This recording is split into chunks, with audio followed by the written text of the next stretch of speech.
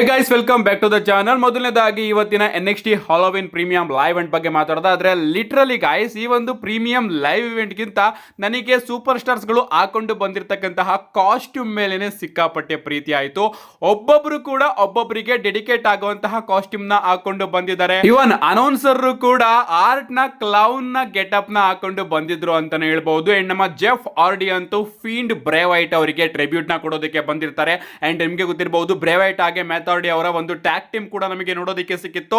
And ಅದನ್ನು ಕೂಡ ಇವರೆಲ್ಲರೂ ಕೂಡ ಸೇರ್ಕೊಂಡು ರೀಕ್ರಿಯೇಟ್ ಮಾಡ್ತಾರೆ ಅಂತಾನೆ ಹೇಳ್ಬಹುದು. ಸೊ ವಿಚಿತ್ರವಾದ ಹ್ಯಾಲೋವಿನ್ ಗೆಟಪ್ ನ ಎಲ್ಲಾ ಸೂಪರ್ ಸ್ಟಾರ್ಸ್ ಗಳು ಕೂಡ ಇವತ್ತಿನ NXT ಯಲ್ಲಿ ಹಾಕೊಂಡು ಬಂದಿರ್ತಾರೆ. ಅಂಡ್ ಇವತ್ತು NXT ಯ ಮೈನ್ ಶಾಕಿಂಗ್ ವಿಚಾರ ಏನಪ್ಪಾ ಅಂದ್ರೆ, ಜೆಸ್ಸಿ ಜೇನ್ ಅವರು NXT ವಿಮೆನ್ಸ್ ಚಾಂಪಿಯನ್ಶಿಪ್ ನ ಸೋತಿದ್ದಾರೆ. ಅಂಡ್ ಪ್ಯಾಕ್ಸ್ಲಿ ಅವರು ಈಗ ಹೊಸ NXT ವಿಮೆನ್ ಚಾಂಪಿಯನ್ ಆಗಿದ್ದಾರೆ. ಸೊ ಇದು ಕೂಡ ಸಿಕ್ಕಾಪಟ್ಟೆ ಸರ್ಪ್ರೈಸಿಂಗ್ ಆಗಿತ್ತು ಅಂತಾನೆ ಹೇಳ್ಬಹುದು. ಇದನ್ ಬಿಟ್ರೆ ಶೋಗಿಂತ ಜಾಸ್ತಿ ಶೋಗಳು ಕೂಡ ಚೆನ್ನಾಗಿರುತ್ತೆ. NXT ಯಲ್ಲಿ ಎಲ್ಲಾ ಮ್ಯಾಚಸ್ ಗಳು ಕೂಡ ಅದ್ಭುತವಾಗಿ WWE ಅವರು ಬುಕ್ ಮಾಡ್ತಾರೆ. ಗೊತ್ತಿಲ್ಲ ಮೈನ್ ರಾಸ್ಟರ್ ಗೆ ಏನಾಗುತ್ತೋ ಅಂತ. ಒಟ್ಟಿನಲ್ಲಿ NXT ಶೋನ WWE ಅವರು ತುಂಬಾನೇ ಅದ್ಭುತವಾಗಿ ಬುಕ್ ಮಾಡ್ತಾರೆ. ಬಟ್ ಸ್ಟೋರಿ ಲೈನ್ ನ ಅಷ್ಟೊಂದೇನು ಇಂಟ್ರೆಸ್ಟಿಂಗ್ ಆಗಿ ಕ್ರಿಯೇಟ್ ಮಾಡೋದಿಲ್ಲ. ಮ್ಯಾಚಸ್ ಗಳು ಮಾತ್ರ ಅದ್ಭುತವಾಗಿ ಇರುತ್ತೆ. ಅಂಡ್ ಇವತ್ತು ಕಾಸ್ಟ್ಯೂಮ್ಸ್ ಗಳ ವಿಚಾರದಲ್ಲಿ ಮಾತ್ರ WWE ಅವರು ಸಿಕ್ಕಾಪಟ್ಟೆ ಇಂಟ್ರೆಸ್ಟಿಂಗ್ ಆಗಿ ಬುಕ್ ಮಾಡಿದ್ದಾರೆ NXT ನ. ಇದೇ ರೀತಿ ಏನಾದ್ರೂ ಗಿಮಿಕ್ ನಮಗೆ ಮೈನ್ ರಾಸ್ಟರ್ ಅಲ್ಲಿ ನೋಡೋದಕ್ಕೆ ಸಿಕ್ಕಿದ್ರೆ ಇನ್ನೂ ಕೂಡ ವೈರಲ್ ಆಗೋದು. ಹಿಂದೆ ಎಲ್ಲ ನಮಗೆ ಸೇಮ್ ವಿನ್ಸ್ ಮೆಕ್ಮೆನ್ ಅವರ ಎರದಲ್ಲಿ ಮೈನ್ ರಾಸ್ಟರ್ ಅಲ್ಲೇ ಎಲ್ಲಾ ರೀತಿಯ ವಿಚಾರಗಳು ನೋಡೋದಕ್ಕೆ ಸಿಗ್ತಾ ಇತ್ತು. ಬಟ್ ವಿನ್ಸ್ ಮೆಕ್ಮೆನ್ ಅವರು ಹೋದ್ಮೇಲೆ ನಮ್ಮ ಟ್ರಿಪಲ್ ಎಚ್ ಅವರು ಮೈನ್ ರಾಸ್ಟರ್ ಬಗ್ಗೆ ತಲೆನೇ ಕೆಡಿಸ್ಕೊತಾ ಇಲ್ಲ ಅಂತ ಅನ್ನಿಸ್ತಾ ಇದೆ. ನೆಕ್ಸ್ಟ್ ಅಪ್ಡೇಟ್ ಕಡೆ ಬರೋದಾದ್ರೆ, ಇದ್ರತಕ್ಕಂಥದ್ದು ನವೆಂಬರ್ 17ನೇ ತಾರೀಕಿನ ಮೆಡಿಸನ್ ಸ್ಕ್ವೇರ್ ಗಾರ್ಡನ್ ನ ಮಂಡೇ ನೈಟ್ ರೋ ಬಗ್ಗೆ. ನೆಟ್ಫ್ಲಿಕ್ಸ್ ಅಲ್ಲಿ ಈ ಒಂದು ಮಂಡೇ ನೈಟ್ ರೋ ನ ಅಡ್ವರ್ಟೈಸ್ ಮಾಡಬೇಕಾದ್ರೆ ಅವರು ಏಜೆಲಿ ಅವ್ರನ್ನ ಅಡ್ವರ್ಟೈಸ್ ಮಾಡ್ತಾ ಇದ್ರು. ಬಟ್ ಯಾವಾಗ ಈ ಒಂದು ವಿಚಾರ ಸಿಕ್ಕಾಪಟ್ಟೆ ವೈರಲ್ ಆಗ್ತಾವ ಆಗ WWE ಅವರು ಏಜೆಲಿ ಅವ್ರನ್ನ ರಿಮೂವ್ ಮಾಡಿ ಜಾನ್ಸಿನ್ ಅವ್ರನ್ನ ಹಾಕಿದ್ದಾರೆ. ಅಂಡ್ ನೆಟ್ಫ್ಲಿಕ್ಸ್ ಅವರ ಕೈಯಲ್ಲಿ ಹಾಕ್ಸಿದ್ದಾರೆ ಅಂತಾನೆ ಹೇಳ್ಬಹುದು. ಈಗ ನಮಗೆ ಆ ಒಂದು ಮಂಡೇ ನೈಟ್ ರೋ ಅಡ್ವರ್ಟೈಸರ್ ಅಲ್ಲಿ ಜಾನ್ಸಿನ್ ಅವರು ನೋಡೋದಕ್ಕೆ ಸಿಗ್ತಾ ಇದ್ದಾರೆ. ಜಾನ್ಸಿನ್ ಅವ್ರನ್ನ ಮುಂಚೆನೆ WWE ಅವರು ಆ ಒಂದು ಮಂಡೇ ನೈಟ್ ರೋಗೆ ಅಫಿಷಿಯಲ್ ಆಗಿ ಅನೌನ್ಸ್ ಮಾಡಿತ್ತು. ಸೊ ಏಜೆಲಿ ಅವರು ಕೂಡ ಬರ್ತಾರೆ ಅನ್ನೋದನ್ನ ನೆಟ್ಫ್ಲಿಕ್ಸ್ ಅವರು ಲೀಕ್ ಮಾಡಿರೋದ್ರಿಂದ ಏಜೆಲಿ ಅವರು ಕೂಡ ಆ ಒಂದು ಮಂಡೇ ನೈಟ್ ರೋ ಅಲ್ಲಿ ಇರ್ತಾರೆ ಅಂತ ಅನ್ಕೋತೀನಿ. ಅದರಲ್ಲೂ ಕೂಡ ಮೆಡಿಸನ್ ಸ್ಕ್ವೇರ್ ಗಾರ್ಡನ್ ಅಲ್ಲಿ WWE ಅವರು ಹೋಗ್ತಾ ಇದ್ದಾರೆ ಮತ್ತೊಮ್ಮೆ ಅಂದ್ರೆ ಆ ಒಂದು ಮಂಡೇ ನೈಟ್ ರೋನ ಇಂಟ್ರೆಸ್ಟಿಂಗ್ ಆಗಿ ಬುಕ್ ಮಾಡೇ ಮಾಡ್ತಾರೆ. ಜಾನ್ಸಿನ್ ಅವರ ಬಗ್ಗೆ ಮಾತಾಡ್ತಿದೀವಿ ಅಂದ್ರೆ ಸ್ಯಾಟರ್ಡೆ ನೈಟ್ ಮೇನ್ ಇವೆಂಟ್ ಬಗ್ಗೆ ಮಾತಾಡಲೇಬೇಕು. ಯಾಕಂದ್ರೆ ಸ್ಯಾಟರ್ಡೆ ನೈಟ್ ಮೇನ್ ಇವೆಂಟ್ ಅಲ್ಲಿ ಜಾನ್ಸಿನ್ ಅವರು ರಿಟೈರ್ಡ್ ಆಗ್ತಾ ಇರೋದು. ಇಷ್ಟು ದಿನ ನಮಗೆ ಸ್ಯಾಟರ್ಡೆ ನೈಟ್ ಮೇನ್ ಇವೆಂಟ್ ಗಳು ಯೂಟ್ಯೂಬ್ ಅಲ್ಲಿ ನೋಡೋದಕ್ಕೆ ಸಿಗ್ತಾ ಇತ್ತು. ಯೂಟ್ಯೂಬ್ ಅಲ್ಲಿ ಆಡ್ಸ್ ಗಳ ಮುಖಾಂತರ ನಾವು ಸ್ಯಾಟರ್ಡೆ ನೈಟ್ ಮೇನ್ ಇವೆಂಟ್ ನ ನೋಡಬೇಕಾಗಿತ್ತು. ನೆಟ್ಫ್ಲಿಕ್ಸ್ ಗೆ ಮೂವ್ ಆನ್ ಆಗೋದಕ್ಕಿಂತ ಮುಂಚೆ ಸ್ಯಾಟರ್ಡೆ ನೈಟ್ ಮೇನ್ ಇವೆಂಟ್ ಎಲ್ಲೂ ಕೂಡ ಟೆಲಿಕಾಸ್ಟ್ ಆಗ್ತಾನೆ ಇರಲಿಲ್ಲ, ಟಿವಿಯಲ್ಲೂ ಕೂಡ ಬರ್ತಾ ಇರಲಿಲ್ಲ. ಬಟ್ WWE ಯಾವಾಗ ಆಲ್ ಓವರ್ ಇಂಟರ್ನ್ಯಾಷನಲ್ ಅಲ್ಲಿ ನೆಟ್ಫ್ಲಿಕ್ಸ್ ಗೆ ಮೂವ್ ಆಯ್ತು ಆಗ ಎಲ್ಲಾ ಕಡೆ ಇಂಟರ್ನ್ಯಾಷನಲ್ ಅಲ್ಲೂ ಕೂಡ Saturday night main event YouTube ಅಲ್ಲಿ ಬರೋದಕ್ಕೆ ಶುರು ಆಯ್ತು. ನಾವು ಕೂಡ ಆರಾಮಾಗಿ ಇಂಡಿಯಾದವರು ಕೂಡ ಯೂಟ್ಯೂಬ್ ಅಲ್ಲಿ ನೋಡಬಹುದಾಗಿತ್ತು. ಬಟ್ ಈಗ ಇನ್ಮುಂದೆ Saturday night main event all over international ಅಲ್ಲಿ ಯೂಟ್ಯೂಬ್ ಅಲ್ಲಿ ನೋಡೋದಕ್ಕೆ ಸಿಗೋದಿಲ್ಲ. ಬರೀ USA ಅಲ್ಲಿ ಮಾತ್ರ ಐ ಥಿಂಕ್ ಯೂಟ್ಯೂಬ್ ಅಲ್ಲಿ ನೋಡೋದಕ್ಕೆ ಸಿಗುತ್ತೆ ಅಂತ ಅನ್ಕೋತೀನಿ. ಇಂಡಿಯಾದಲ್ಲಂತೂ ಯೂಟ್ಯೂಬ್ ಅಲ್ಲಿ ನೋಡೋದಕ್ಕೆ ಸಿಗೋದಿಲ್ಲ. ಹಾಗಾದ್ರೆ ನಾವು ಸ್ಯಾಟರ್ಡೆ ನೈಟ್ ಮೇನ್ ಇವೆಂಟ್ ನ ಎಲ್ಲಿ ನೋಡಬಹುದು ಅಂತ ನೀವು ಕೇಳಿದ್ರೆ ಅದನ್ನು ಕೂಡ WWE ಅವರು ನೆಟ್ಫ್ಲಿಕ್ಸ್ ಗೆ ಹಾಕ್ತಾ ಇದ್ದಾರೆ. So Saturday night main event ಈಗ ಬರ್ತಾ ಇದೆಯಲ್ಲ, ನವೆಂಬರ್ 2ನೇ ತಾರೀಕು ಬೆಳಗಿನ ಜಾವ 5 ಆ ಒಂದು ಸ್ಯಾಟರ್ಡೆ ನೈಟ್ ಮೇನ್ ಇವೆಂಟ್ ನ ಕೂಡ ನಾವು ನೆಟ್ಫ್ಲಿಕ್ಸ್ ಅಲ್ಲೇ ನೋಡಬೇಕು. ಅಂಡ್ ಡಿಸೆಂಬರ್ 13ನೇ ತಾರೀಕಿನ ಜಾನ್ಸಿನಾ ಅವರ last Saturday night main event ನು ಕೂಡ ನಾವು ನೆಟ್ಫ್ಲಿಕ್ಸ್ ಅಲ್ಲೇ ನೋಡಬೇಕು. ಯೂಟ್ಯೂಬ್ ಅಲ್ಲಿ ಫ್ರೀ ಆಗಿ ನೋಡಬಹುದಾಗಿತ್ತು. ಬಟ್ WWE ಅವರು ಈಗ ಅದನ್ನು ಕೂಡ ನಮ್ಮ ಕೈಯಿಂದ ಕಿತ್ಕೊಂಡಿದ್ದಾರೆ.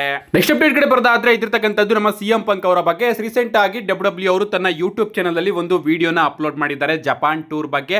ಅಂಡ್ ಆ ಒಂದು ವಿಡಿಯೋದಲ್ಲಿ ನಮ್ಮ CM ಪಂಕ್ ಅವರು ಕೂಡ ತನ್ನ ರಿಟೈರ್ಮೆಂಟ್ ಬಗ್ಗೆ ಮಾತಾಡಿದ್ದಾರೆ. ನಿಮಗೆ ಗೊತ್ತಿರಬಹುದು, ಅಲ್ಲಿ ನಮಗೆ AJ ಸ್ಟೈಲ್ ಅವರ ರಿಟೈರ್ಮೆಂಟ್ ನೋಡೋದಕ್ಕೆ ಸಿಕ್ಕಿದೆ. ಜಪಾನ್ಗೆ ಇನ್ನ ಯಾವತ್ತೂ ಕೂಡ ನಮ್ಮ AJ ಸ್ಟೈಲ್ ಅವರು ಹೋಗೋದಿಲ್ಲ ಮ್ಯಾಚ್ ಅಲ್ಲಿ ಕಂಪೀಟ್ ಮಾಡೋದಕ್ಕೆ. ಅದಕ್ಕೋಸ್ಕರ WWE ಅವರು ಅವ್ರಿಗೂ ಕೂಡ ಒಂದು ಟ್ರಿಬ್ಯೂಟ್ ನ ಕೊಟ್ಟಿದ್ದಾರೆ. ಅಂಡ್ ಆ ಒಂದು ವಿಡಿಯೋದಲ್ಲಿ ನಮ್ಮ CM ಪಂಕ್ ಅವರು ಕೂಡ ಹೇಳ್ತಾರೆ, ಸೊ ನಾನು ಕೂಡ ಇನ್ನೇನು ಹತ್ರ ಬರ್ತಾ ಇದ್ದೀನಿ, ಇದು ನನ್ನ ಕರಿಯರ್ ನ ಎಂಡು. ಅಂಡ್ ಈಗ ಆ ಒಂದು ಡೆಡ್ ಲೈನ್ ಅಲ್ಲಿ ನಾನು ನಿಂತಿದ್ದೀನಿ. ಜಾನ್ಸಿನ್ ಅವರು ಇನ್ನೇನು ಅದನ್ನ ಮುಗಿಸ್ತಾ ಇದ್ದಾರೆ. ಅಂಡ್ AJ ಸ್ಟೈಲ್ ಅವರು ಕೂಡ ಆದಷ್ಟು ಬೇಗ ಅದನ್ನ ಮುಗಿಸ್ತಾರೆ. ನನ್ನ ಸಮಯ ಕೂಡ ಮುಗಿತಾ ಬಂದಿದೆ. ಬಟ್ ನಾನು ನನ್ನ ಗಾಡಿಯ ಚಕ್ರಗಳು ಬಿದ್ದೋಗ ತನಕ ಈ ಒಂದು ಇಂಡಸ್ಟ್ರಿಯಲ್ಲೇ ಇರಬೇಕು ಅಂತ ಅನ್ಕೋತೀನಿ. ಸೂನರ್ ದನ್ ಲೇಟರ್ ಅನ್ನೋ ಒಂದು ಸಿಚುಯೇಷನ್ ಈಗ ನನಗೂ ಕೂಡ ಬಂದು ತಲುಪಿದೆ. ಇದು ಬರೀ ನಾನು ನನಗೋಸ್ಕರ ಮಾಡೋದಲ್ಲ, ಬದಲಿಗೆ ಎಲ್ಲರಿಗೋಸ್ಕರ ಮಾಡೋದು. ಅದನ್ನು ನಾನು ಸ್ವಲ್ಪ ಗ್ರ್ಯಾಂಡ್ ಆಗಿ ಮಾಡ್ತೀನಿ ಅಂತ ನಮ್ಮ CM ಪಂಕ್ ಅವರು ಕೂಡ ತನ್ನ ರಿಟೈರ್ಮೆಂಟ್ ಬಗ್ಗೆ ಕಮೆಂಟ್ ನ ಮಾಡಿದ್ದಾರೆ. ಐ ಥಿಂಕ್ ಇನ್ನೂ ಕೂಡ 3-4 ವರ್ಷ ನಮ್ಮ CM ಪಂಕ್ ಅವರು ಕೂಡ ಎಲ್ಲೂ ಹೋಗೋದಿಲ್ಲ. CM ಪಂಕ್ ಆಗಿರಬಹುದು, ರೋಮನ್ ರೈನ್ಸ್ ಆಗಿರಬಹುದು, ಸೆತ್ ರೋಲಿನ್ಸ್ ಆಗಿರಬಹುದು, ಇವರೆಲ್ಲರೂ ಕೂಡ ಇನ್ನೂ ಒಂದು 3-4 ವರ್ಷ WWE ಕಂಪನಿಯಿಂದ ರಿಟೈರ್ಡ್ ಅಂತೂ ಆಗೋದಿಲ್ಲ. ರಿಟೈರ್ಡ್ ಆಗೋದೇ ಆದ್ರೆ ಇನ್ನೊಂದು 5-6 ವರ್ಷ ಆದ್ಮೇಲೆ ಆಗ ಫುಲ್ಲು ಪಾರ್ಟ್ ಟೈಮರ್ ರೆಗ್ಯುಲರ್ ಆಗಿ ಬಂದು ಹೋಗೋದು ಮಾಡ್ತಾ ಇರ್ತಾರಲ್ಲ, ಆ ರೀತಿ ಆಗೋಗ್ತಾರೆ. ಅಂಡ್ ಹಂಗಾಗಿ ಇವರೆಲ್ಲರೂ ಕೂಡ ರಿಟೈರ್ಡ್ ಆಗೋದು. ನೆಕ್ಸ್ಟ್ ಅಪ್ಡೇಟ್ ಕಡೆ ಬರೋದಾದ್ರೆ ಇದಿರ್ತಕ್ಕಂಥದ್ದು ಸಾಟರ್ಡೆ ನೈಟ್ ಮೇನ್ ಇವೆಂಟ್ ಬಗ್ಗೆ. ನಿಮಗೆ ಗೊತ್ತಿರಬಹುದು, ನವೆಂಬರ್ 2ನೇ ತಾರೀಕು ಬೆಳಗಿನ ಜಾವ 5:00 ಸಾಟರ್ಡೆ ನೈಟ್ ಮೇನ್ ಇವೆಂಟ್ ನಮಗೆ ನೆಟ್ಫ್ಲಿಕ್ಸ್ ಅಲ್ಲಿ ನೋಡೋದಕ್ಕೆ ಸಿಗುತ್ತೆ. ಅಂಡ್ ಅಲ್ಲಿಗೆ ಡಬ್ಲ್ಯೂ ಅವರು ಈಗಾಗಲೇ 3 ಚಾಂಪಿಯನ್ಶಿಪ್ ಮ್ಯಾಚಸ್ ಗಳನ್ನ ಅಫಿಷಿಯಲ್ ಆಗಿ ಕನ್ಫರ್ಮ್ ಮಾಡಿದ್ದಾರೆ. ಅಷ್ಟೇ ಅಲ್ಲ, ನಮ್ಮ ಜೇಡ್ ಕಾರ್ಗಿಲ್ ಅವರ ಹೀಲ್ ಟರ್ನ್ ಕೂಡ ನಮಗೆ ನೋಡೋದಕ್ಕೆ ಸಿಕ್ಕಿದೆ. ಜೇಡ್ ಕಾರ್ಗಿಲ್ ಅವರ ಹೀಲ್ ಟರ್ನ್ ಬಗ್ಗೆ ಅವರೇ ಕಮೆಂಟ್ ನ ಮಾಡ್ತಾ, ಅದು ನನ್ನ ಹೀಲ್ ಟರ್ನ್ ಅಲ್ಲ, ಬದಲಿಗೆ ಅದು ನನ್ನ ಟೇಕ್ ಓವರ್. ಸೊ ನಾನು ನನ್ನ ಹಕ್ಕೇನಿದೆ ಅದನ್ನ ಪಡ್ಕೊಳ್ಳೋದಕ್ಕೋಸ್ಕರ ಬರ್ತಾ ಇದ್ದೀನಿ ಅಂತ ಹೇಳ್ತಾರೆ. ಗಾಯ್ಸ್ ಈ ಒಂದು 3 ಚಾಂಪಿಯನ್ಶಿಪ್ ಮ್ಯಾಚ್ ಇದೆಯಲ್ಲ, ಈ 3 ಚಾಂಪಿಯನ್ಶಿಪ್ ಮ್ಯಾಚ್ ಅಲ್ಲೂ ಕೂಡ ಟೈಟಲ್ ಚೇಂಜ್ ನಮಗೆ 100% ನೋಡೋದಕ್ಕೆ ಸಿಗುತ್ತೆ ಅಂತ ಅನ್ನಿಸ್ತಾ ಇದೆ. ಅಂಡ್ ಡಬ್ಲ್ಯೂ ಅವರು ಅದೇ ರೀತಿ ಪ್ಲಾನ್ ಕೂಡ ಮಾಡ್ತಾ ಇದ್ದಾರೆ. ಸ್ಟಿಫನಿ ಸ್ಟ್ಯಾಟನ್ ಹಾಗೆ ಜೇಡ್ ಕಾರ್ಗಿಲ್ ಅವರ ಡಬ್ಲ್ಯೂ ವಿಮೆನ್ಸ್ ಚಾಂಪಿಯನ್ಶಿಪ್ ಮ್ಯಾಚ್ ಅಲ್ಲೂ ಕೂಡ ಫ್ಯಾನ್ಸ್ ಗಳ ಎಕ್ಸ್ಪೆಕ್ಟೇಷನ್ಸ್ ಇರೋದು ಜೇಡ್ ಕಾರ್ಗಿಲ್ ಅವರಿಗೆ ಡಬ್ಲ್ಯೂ ಅವರು ಫೈನಲಿ ಚಾಂಪಿಯನ್ಶಿಪ್ ನ ಕೊಡ್ತಾರೆ ಅಂತ. ಅಂಡ್ ಡಬ್ಲ್ಯೂ ಅವರು ಏನಾದ್ರೂ ಆ ರೀತಿ ಮಾಡಲಿಲ್ಲ ಅಂದ್ರೆ ಸ್ಟಿಫನಿ ಸ್ಟ್ಯಾಟನ್ ಅವ್ರಿಗೂ ಕೂಡ ಫ್ಯಾನ್ಸ್ ಗಳು ಹೇಟ್ ನ ಮಾಡೋದಕ್ಕೆ ಶುರು ಮಾಡ್ತಾರೆ. ಸ್ಟಿಫನಿ ಸ್ಟ್ಯಾಟನ್ ನನಗೂ ಕೂಡ ಇಷ್ಟ, ಆಸ್ ಎ ರೆಸ್ಲರ್ ಇಷ್ಟ ಅಂತ ಹೇಳ್ತಾ ಇದ್ದೀನಿ, ಅದು ಬಿಟ್ರೆ ಬೇರೆ ಏನು ಕೂಡ ಇಲ್ಲ. ಅವರು ಚಾಂಪಿಯನ್ಶಿಪ್ ನ ಗೆಲ್ಲೋದಕ್ಕಿಂತ ಮುಂಚೆನೂ ಕೂಡ ಇಂಟ್ರೆಸ್ಟಿಂಗ್ ಆಗಿ ಕ್ಯಾರೆಕ್ಟರ್ ನ ಪ್ಲೇ ಮಾಡ್ತಾ ಇದ್ರು. ಚಾಂಪಿಯನ್ಶಿಪ್ ನ ಗೆದ್ಮೇಲೂ ಕೂಡ ಕೆಲವೊಂದಷ್ಟು ಬಾರಿ ಇಂಟ್ರೆಸ್ಟಿಂಗ್ ಆಗಿತ್ತು. ಬಟ್ ಈಗ ಅವರು ಚಾಂಪಿಯನ್ ಅಂತಾನೆ ಅನ್ನಿಸ್ತಾ ಇಲ್ಲ. ಸೊ ಜೇಡ್ ಕಾರ್ಗಿಲ್ ಅಂತ ಒಂದು ಸ್ಟ್ರಾಂಗ್ ಗೆ ಚಾಂಪಿಯನ್ಶಿಪ್ ನ ಕೊಟ್ರೆ ಇನ್ನೂ ಕೂಡ ಚೆನ್ನಾಗಿರುತ್ತೆ ಅಂತಾನೆ ಹೇಳ್ಬಹುದು. ಸೊ ಈ ಒಂದು ಮ್ಯಾಚ್ ಅಲ್ಲೂ ಕೂಡ ಚಾಂಪಿಯನ್ಶಿಪ್ ಚೇಂಜ್ ಆಗೋ ಚಾನ್ಸಸ್ ಜಾಸ್ತಿ ಕಾಣಿಸ್ತಾ ಇದೆ. ಸೊ ಚಾಂಪಿಯನ್ ಸೋಲ್ತಾರೆ ಅಂತ ಈ ಒಂದು ಮ್ಯಾಚ್ ಅಲ್ಲಿ ನನಗೂ ಕೂಡ ಅನ್ನಿಸ್ತಾ ಇದೆ. ಇನ್ನು ನಮ್ಮ ಸಿಎಂ ಪಂಕ್ ಹಾಗೆ ಜೇ ಊಸೋ ಅವರ ವರ್ಲ್ಡ್ ಹೆವಿ ಚಾಂಪಿಯನ್ಶಿಪ್ ಬಗ್ಗೆ ಮಾತಾಡೋದಾದ್ರೆ, ಈ ಒಂದು ಮ್ಯಾಚ್ ಅಲ್ಲಿ ಯಾರು ಗೆದ್ರು ಕೂಡ ಹೊಸ ಚಾಂಪಿಯನ್ ನಮಗೆ ನೋಡೋದಕ್ಕೆ ಸಿಗ್ತಾರೆ. ಸಿಎಂ ಪಂಕ್ ಅವರು ಗೆದ್ರು ಕೂಡ ಹೊಸ ಚಾಂಪಿಯನ್ ಆಗ್ತಾರೆ, ಜೇ ಊಸೋ ಅವ್ರು ಗೆದ್ರು ಕೂಡ ಹೊಸ ಚಾಂಪಿಯನ್ ಆಗ್ತಾರೆ. ಒಂದು ಡಿಫರೆಂಟ್ ಏನಪ್ಪಾ ಅಂದ್ರೆ, ಜೇ ಊಸೋ ಅವ್ರು ಏನಾದ್ರೂ ವಿನ್ ಆದ್ರೆ ಇಂಟರ್ನೆಟ್ ಅಲ್ಲಿ ಇನ್ನೂ ಕೂಡ ಅವರಿಗೆ ಹೇಟ್ ಜಾಸ್ತಿ ಆಗುತ್ತೆ. ಅದೇ ಇಲ್ಲಿ ಡಿಫರೆಂಟ್ ಅಂತಾನೆ ಹೇಳ್ಬಹುದು.